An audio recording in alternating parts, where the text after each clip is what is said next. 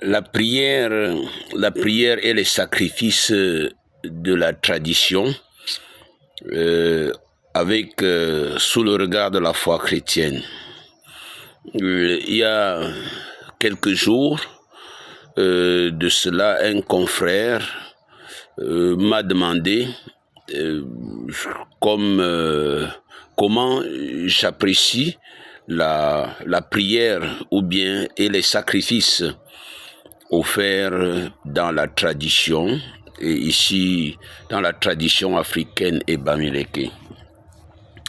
Je voudrais répondre ici en commençant un peu loin, et je le ferai par plusieurs étapes. Donc, permettez que cette étape soit la présentation et que après d'autres épisodes, nous puissions aborder d'autres questions, votre contribution, vos questions ou bien vos explications aussi m'aideront à enrichir ce que je suis en train de proposer ici comme piste de réflexion. Donc, n'hésitez pas à vous abonner à ma page aussi comme un milieu de réflexion, mais un milieu de contribution. Merci aussi à ceux qui viendront faire des déclarations illuminées, etc. Aujourd'hui, ça n'impressionne plus. Voilà.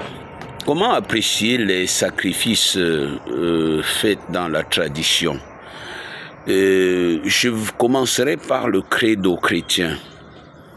C'est bizarre que je commence par le credo chrétien sur une histoire de la tradition.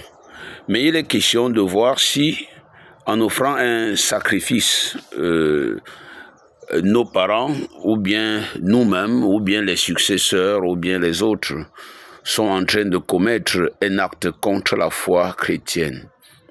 Déjà, dans notre credo, donc, nous confessons notre foi. Dans le credo des chrétiens, nous confessons notre foi en un seul Dieu, le Père Tout-Puissant, dans l'univers visible et invisible. Voilà notre foi. Il est Père, Fils et Saint-Esprit. Nous confessons cette foi. Dans la foi, dans le credo traditionnel, qui peut facilement être déduite, nous n'avons pas de Bible, mais nous avons la parole qui peut être aussi déduite à partir de la parole. Nous voyons la profession de foi en un seul Dieu. Je suis Banjoun, mais dans tout l'ère bamileke, on professe la foi en un seul Dieu. En un seul.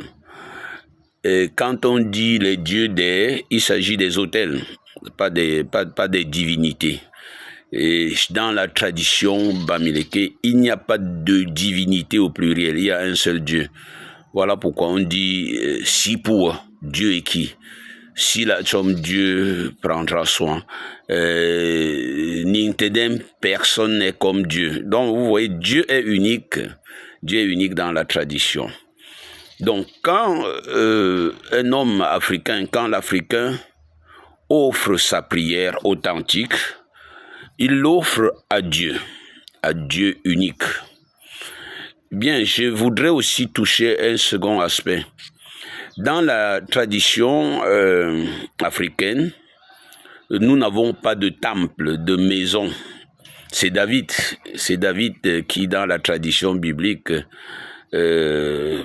cherchera là où mettre l'arche de Dieu comme lieu et la tente comme lieu de rencontre, et déjà à partir de là on commencera à se rassembler. Nous n'avons pas de Dieu, mais nous avons des autels, et la typologie des autels chez les Bamileke est assez impressionnante. Elle montre, ces autels montrent la grandeur de Dieu. Si vous allez à Baham, c'est impressionnant. À Fauveau, c'est au pied des grands rochers immenses. Je vous invite à visiter Fauveau.